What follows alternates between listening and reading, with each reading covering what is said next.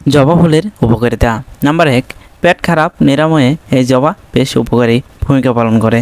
তাই আপনার পেট খারাপ সমস্যা থেকে মুক্তি পেতে আপনি জবা ফুলের ব্যবহার করতে পারেন, যা সহজেই মুক্তি দেবে পেট খারাপ থেকে। নাম্বার 2, জন্ডিস প্রশমনে এই গাছ বেশ কার্যকরী ভূমিকা পালন করে।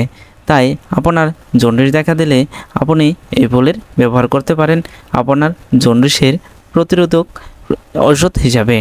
নাম্বার 3, নারীদের রথচক্রের সমস্যা সমাধান এবং স্রাবজনিত সমস্যায় এই গাছ বেশ কার্যকরী এবং এই ফুল এই সমস্যা থেকে আপনাকে মুক্তি দিতে পারবে সহজেই।